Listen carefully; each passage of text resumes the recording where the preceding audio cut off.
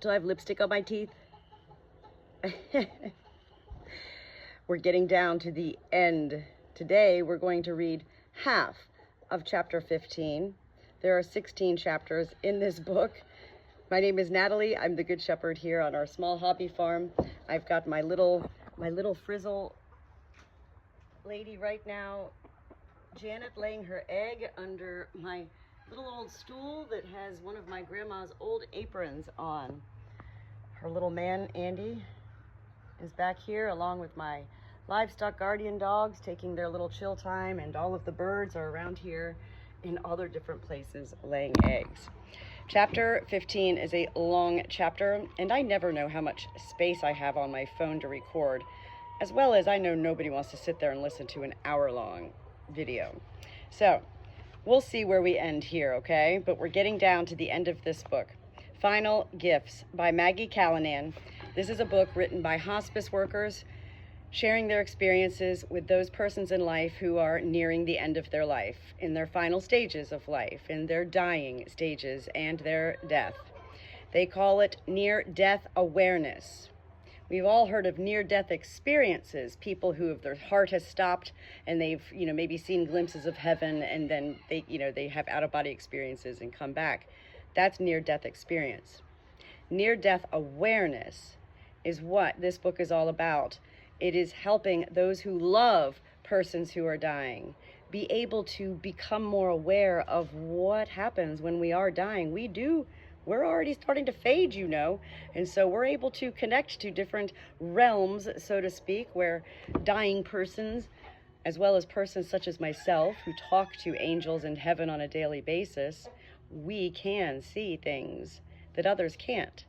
And therefore, those others want to turn around even to the dying and say, there's something wrong, we need to sedate them. It's not all about sedating somebody who has beautiful visions. Chapter 15, Choosing a Time. The time is right. Some dying people realize they will die more peacefully under certain conditions. Until those conditions are met, they may delay the timing of their deaths. This differs from knowing when they will die.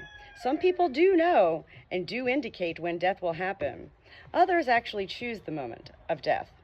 Some wait to die until certain people arrive, or until others leave, or until the ones they care about most have the right kind of support.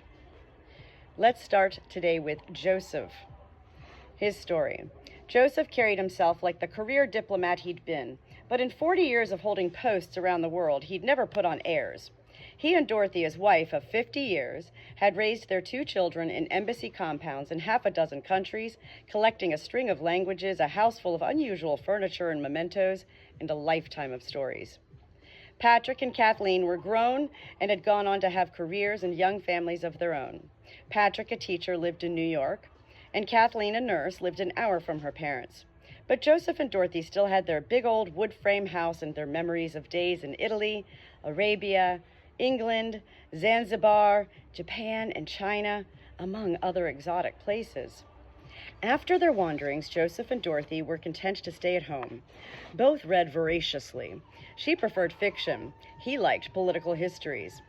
Winter evenings, they'd sit in the den beside a crackling fire and take turns recalling details from posts long past. Joseph retired at 65.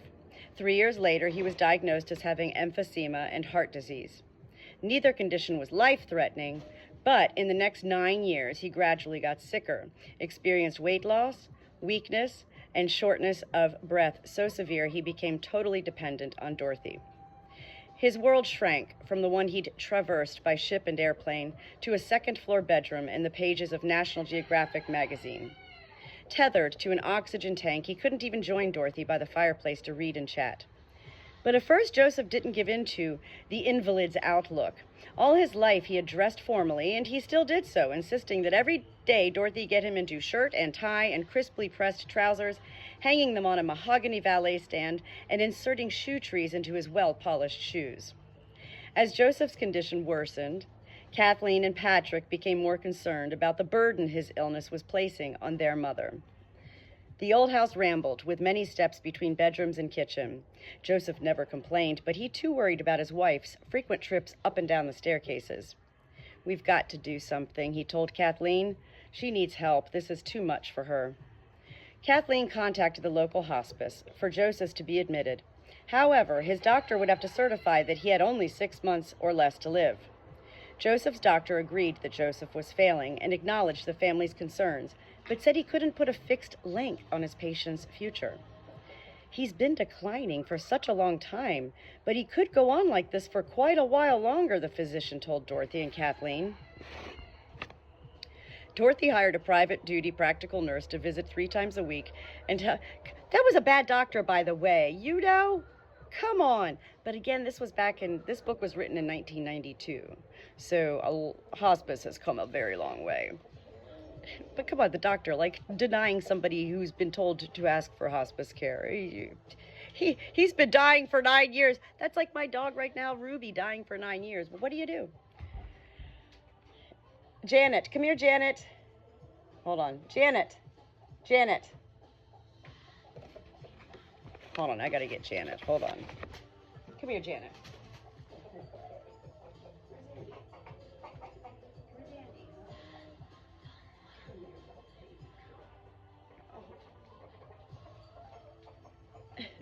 She just wants to lay an egg, and there's all the big roosters back here.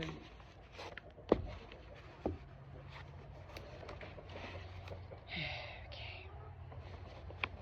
Let's get back to this.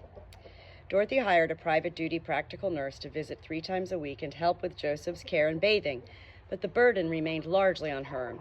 The children lived out of state, worked full-time, and had their own lives to manage. But the situation wore on them, too. Each felt there was never enough time to do as much as was needed. By now, Joseph had lost so much weight that his face was sunken. His eyes had always been the most dramatic part of his face. Now they were positively owlish. As his body fat disappeared, his bones became more prominent, not only giving him a skeletal appearance, but increasing the risk of bed sores caused by the pressure of an inactive body on tender skin. Joseph had never been a big or muscular man, but now he seemed fragile. "When I help him out of bed, those little bones feel as if they'll snap in my hand," Kathleen said. That's like my little girl here. His decline continued by degrees. He'd stopped dressing formally and didn't seem to miss it. He spent less time in his chair by the bedroom window. He no longer read his geographics. He tired quickly. Merely being around the grandchildren exhausted him. But he didn't want to be left alone. He'd call for Dorothy more often. When she'd appear and ask what he wanted, he'd say, "Don't talk, just sit here." During a visit from Kathleen, he grabbed his daughter's hand urgently. "I'm not going to get better," he said. "I'm going to die." "I know, Dad," Kathleen said. "I know." One Sunday afternoon, as usual, Kathleen visited. Upon seeing her parents, however, she grew uneasy. Her mother was a bundle of nerves, and her father, who'd been bedridden for days, was having trouble swallowing. Kathleen called the doctor and asked if her father might be close to dying. "It's possible," the doctor said. "Your father is physically fragile. On the other hand, he's been this fragile for a long time. It's really difficult to tell how much time he has." Kathleen felt torn. As a nurse, she was well acquainted with the ups and downs of illnesses like her dad's, but worried about her own family and work responsibilities. She decided to go home. But she fretted as each mile passed, fearing she might be missing her father's final evening of life, and at the same time caught up in practical matters, the disruption of patient visits set for the next morning, her own teenaged children's needs. She wished someone would tell her exactly what to do. When Kathleen walked into the living room, her children sensed her turmoil. Her daughter quickly settled the question. "If you're going to be a wreck about it, Mom, you might as well be a wreck over there. Besides, Nana will like some company," she said. That was all Kathleen needed to hear. She packed a change of clothing and drove back to her folks' house, planning to spend the night, get up early, and go to work as planned. As she opened the back door of the house, Dorothy rushed to embrace her. "I'm so glad you came back," her mother said. "I didn't want to ask you to stay, but I've felt so nervous all day. Something's different about your father. I wish I could put my finger on it." Upstairs, Joseph seemed startled at Kathleen's return. She smoothed the pillows and kissed him. "Hi, Dad," she said. "I decided to spend the night so Mom wouldn't be alone." Her father smiled with relief and reached for her hand. "Good. Now I can lie down," he said. closing his eyes. Kathleen was puzzled by his comment. He'd been bedridden for a week, but she tucked him in and joined her mother downstairs for a cup of tea. "I don't remember Dad being confused before," she said as they relaxed at the kitchen table. "He just said, 'Now I can lie down,' but that doesn't make sense. That's all he's been doing." "Maybe he was dreaming," Dorothy said. "We're both tired. Nothing seems to be making much sense tonight. Let's get some sleep and maybe things will be clearer in the morning." At dawn, Dorothy awoke, hearing Joseph as he tried to get out of bed. "Joe, where are you going?" she asked. "I want to lie down," he said urgently. She got up and calmed him, persuading him to settle into bed. "You're all right," she said. "You are lying down." He thanked her, and she got back into bed herself, but in a few minutes Dorothy woke again to the sound of Joseph's last rasping breaths. She called to Kathleen, who was sleeping in the next room. "Come quickly," Dorothy cried. "Oh my God, I think he's going. He can't be, is he?" Kathleen checked her father's pulse and hugged her mother. "He's gone, Mom," she said. They sat beside him on the bed, arms around each other. "How could I have slept when he was dying?" Dorothy asked. "I'd have sat with him all night if I'd known." "I know you would have, Mom, but he knew you were right there in the bed next to him," Kathleen said. "You know he'd have worried about you if you'd sat up all night. He never did like a fuss."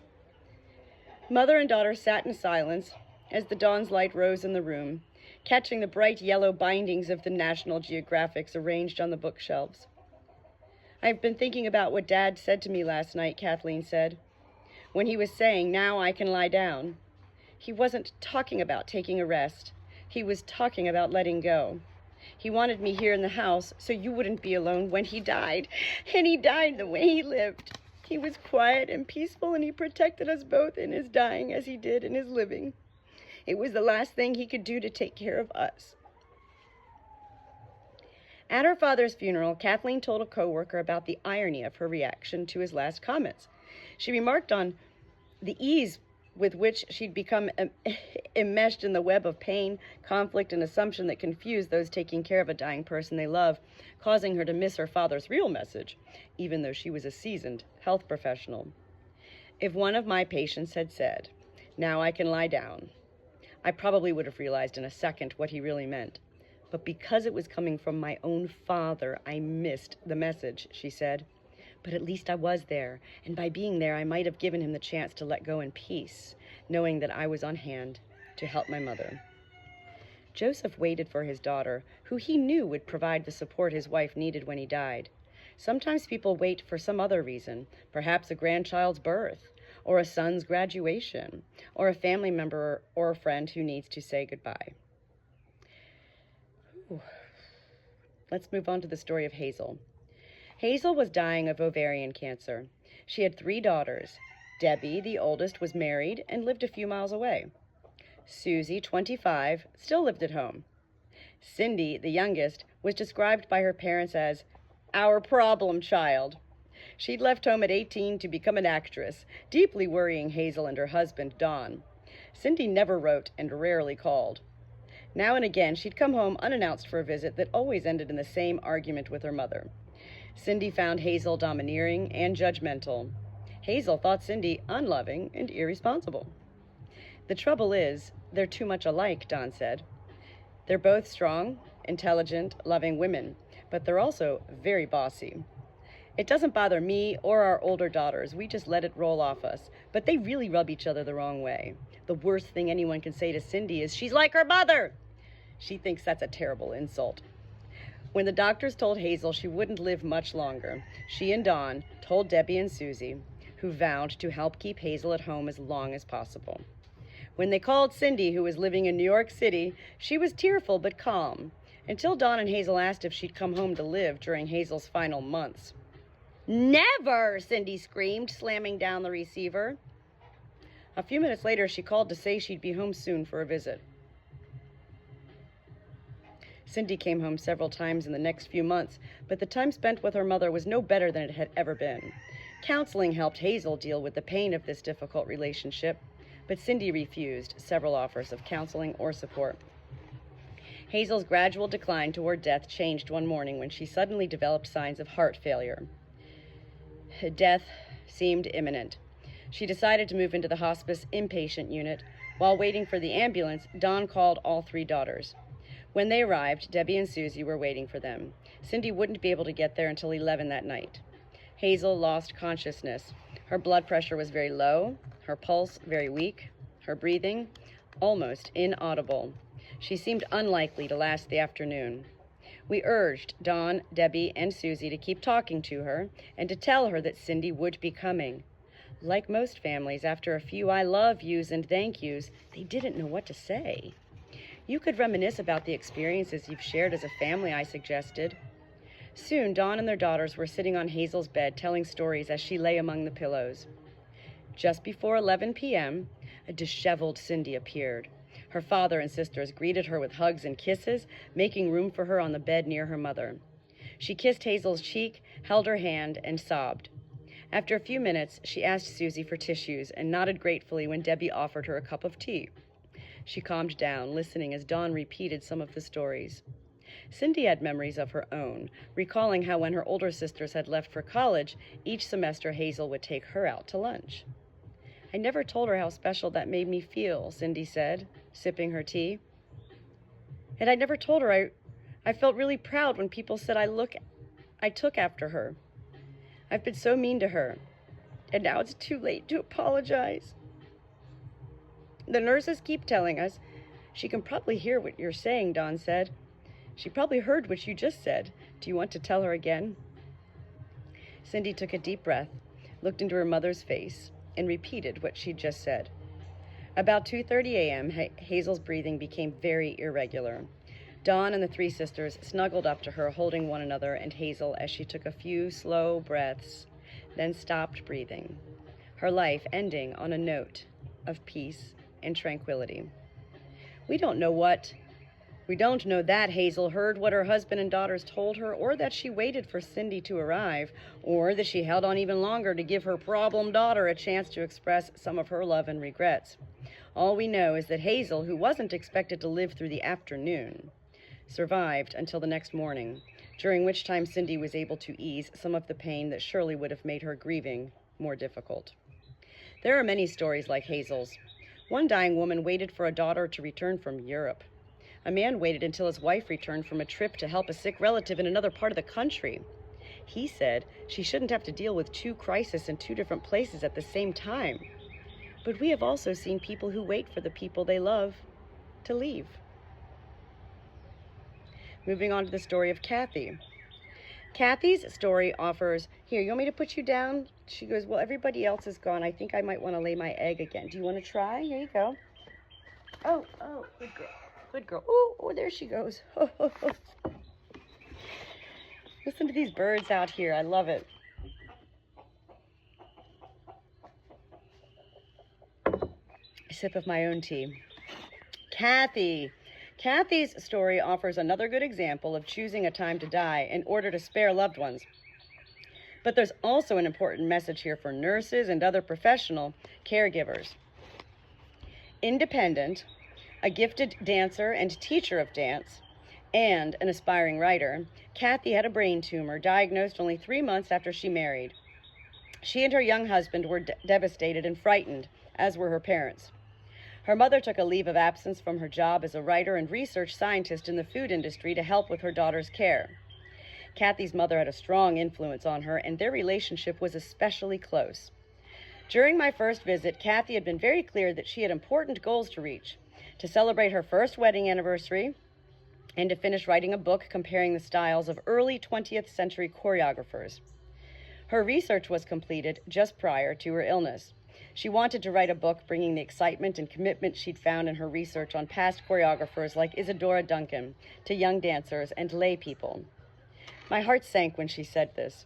These goals seemed impossible, as sick as she was. It was unlikely that Kathy would live for her anniversary 6 months away, much less have the energy and concentration to write a book. But I've learned that when dying people have important goals, more often than not, they do reach them. It's helpful for me to know your goals, I said. So let's get busy and work together. We've got lots to do. I see, okay, this is what I just was... I haven't even shared this video yet with my mother-in-law. We've been having some issues, you know. Come on, in-laws, you know, and we live here, and it's like been really hard, you know. It's called life. It's not that either of us has done anything wrong, but it's a difficult transition in our life. And I was just saying yesterday in one of my little videos that I haven't shared with my mother-in-law yet. Listen, if there's anything that you want to be done in your home here after you die, write a list for me. If you don't want things moved or taken down off the walls, or, you know, whatever you want, write me a list, and I promise I will get this all done for you. I can't believe I'm reading this now. This is exactly, every day I read a chapter in this book, something has already happened in my life the previous day. Does that make sense? It's not like I'm reading this book and then the following day saying, oh my gosh, this happened. It's bizarre.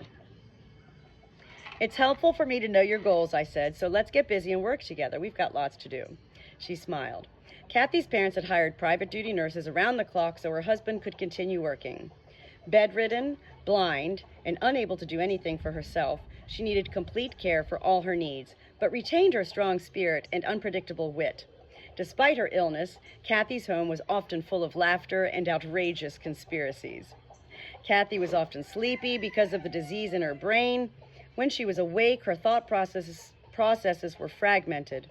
Yet her mother could sit down by her bed and say, Kathy, I'm ready to take dictation for your book. And, as if flipping a switch, Kathy would become quite clear, dictating her thoughts, helping her mother organize and integrate her research. You look like you're getting tired now, her mother would say, so let's stop for today. And Kathy's thought process and speech would become fragmented and confusion would swallow her again. Amazingly, Kathy did finish her manuscript, which was accepted for publication just before her death. Equally amazing, Kathy lived to celebrate her wedding anniversary. It was a wonderful party. With her goals met, we prepared ourselves for Kathy's death, as everyone had become very attached to her. She was so ill, it was difficult to understand what could possibly be keeping her alive. The quality of her life seemed so poor, we wondered what was holding her back. It was difficult for all involved to watch. Her mother was to receive a prestigious award in Europe. Kathy's parents agonized about going, sure she would die while they were gone, and that certainly seemed likely. During one of Kathy's mentally clear times, she asked to be involved in that decision. I want you to go, she said. It's important to me that Mom get the award she worked so hard for. Together, they decided that it was the right thing to do. As Kathy's mother had played such a strong role in her life, I wondered if she felt that her mother might hold her back. She'd been a powerful influence on Kathy. Although it hasn't been our experience with hospice, it is common for dying children to send their parents away so they can die in peace. It's as though they sense their parents. I didn't know that dying children send their parents away so they can die in peace. I know a lot of people do. My animals do. You know, I've had animals turn their backs to me. It's a very sacred moment, death. We can't know until we know. And yet it is beautiful as these hospice workers. I myself, I'm not a hospice worker, and yet I give the palliative care and the knowledge and of my life experience with a lot of animals and people. Peace, although it hasn't been our experience with hospice, it's common for dying children to send their parents away so they can die in peace. It's as though they sense their parents could hold them back from dying peacefully, or they wish to spare them the anguish of witnessing their moment of death. Once Kathy's parents decided to go to Europe, I thought perhaps that was what Kathy needed. It was not enough for Mom not to be in her room or apartment or town. She needed to be that far away for Kathy to feel safe enough to go. Kathy and her parents tearfully said their goodbyes. Her mother and father left on their trip, but Kathy did not die.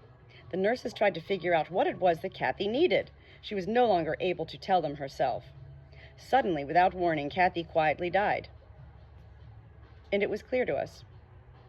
Through the window, the day nurse had seen the evening nurse struggling to carry supplies from her car. She ran out to help, leaving Kathy alone for perhaps 3 minutes. Probably the only time she'd been alone for months. That was the time Kathy chose to leave. Her husband was jogging. Her parents were in Europe, and the two nurses away from her bedside. In retrospect, we realized Kathy's final gift to the people she cared about was sparing them and showing them her own strength in choosing to die alone. An important message here to nurses as well as to other healthcare personnel is that some patients, despite our insistence that it's not their responsibility, will try to take care of us. Kathy had grown to love her nurses as they had grown to love her. They did a wonderful job of taking care of her for a long time, and in her dying, she took care of them. They too were loved, cared for, and spared. Sometimes a dying person is waiting for a particular circumstance or condition, but the person chosen to provide it isn't always family. I'm going to read one more story here, maybe just one more, I think, of Jean, and then I'm going to stop. This is going to be part 1 of part 2 for chapter 15. Remember, there's only 16 chapters in this book, so we're almost done. Jean, a writer, had kept working until 2 weeks before she was admitted to the hospice program. She was quite clear about her wishes. She wanted no further treatment, nor did she want to return to the hospital. For the time she had left, she wanted to be as comfortable as possible so she could use her time writing and exploring her newly discovered faith in God. And she wanted to die at home. That was her major concern. Jean feared the impact of her dying at home on her dearest friend, Barbara, with whom she'd shared a home for more than 12 years. Jean feared the memories of her dying might make the house an unbearable place for Barbara and didn't want Barbara to have to watch her at the moment of her death. But Barbara insisted that Jean get her wish. Admitting she'd need advice and assistance, she said she'd be able to manage. The three of us had many conversations about this. I explained that as a person gets closer to death, hospice staff usually are able to say, sometime in the next few days,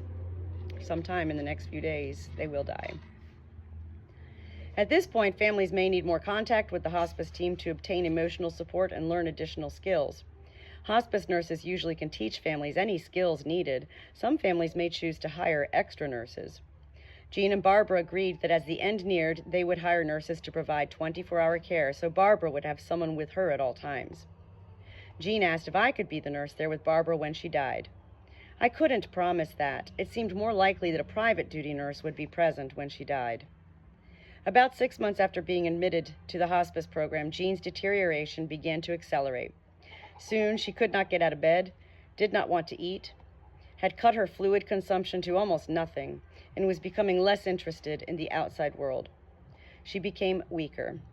The nurses bathed her, kept her mouth moist, changed her colostomy bag, and injected her pain medicines.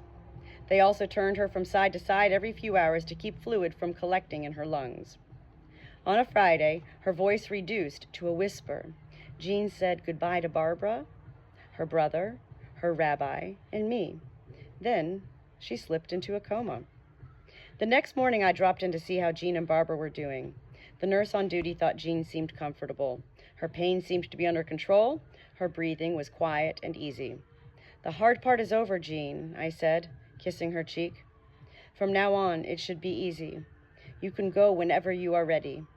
I'm just going into the other room to talk with Barbara. I'll be back to see you before I leave." I left Jean with the other nurse and went with Barbara into the living room. While we were talking, Jean died, as she had wanted, at home, with Barbara on hand, but not present, and with me there for Barbara's support. My first reaction was guilt. I should have had Barbara there with her. Of course, what mattered was not what I wanted or what I thought was best, but what Jean wanted and what she thought would be best for Barbara. Knowing that Barbara would have my presence and support, Jean chose her moment to die. Sparing those closest from witnessing the dying event or sparing them the effort of providing the care seems to underlie many people's choice of a particular time to die. I'm going to go ahead and end there. 30 minutes in. Chapter 15, part 1 of 2. Maybe I'll read part 2 this afternoon. It is a beautiful day here. Spring has sprung in central North Carolina. Can you believe how quiet my flock has been during this 30 minutes? They're all chilling. Andy's in a little state of, I don't know, he's like a statue. And Janet must be around somewhere laying her egg. Where's Janet? I am loving this little Janet. She's not used to wandering around back here. Where's Janet? Where'd she go, Randy? Where's Janet? Janet?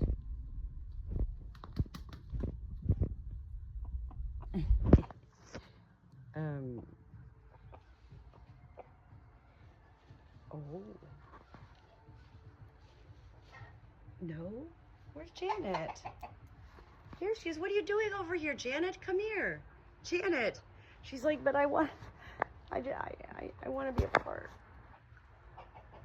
All right, there she goes. Come on, Janet. Janet, this way. Come here. Come on, Janet. Anyway, that's that for now. Here she comes. Good girl. She goes, I just didn't know where Andy was. I didn't know where Andy was. I thought he left me. I thought he left me.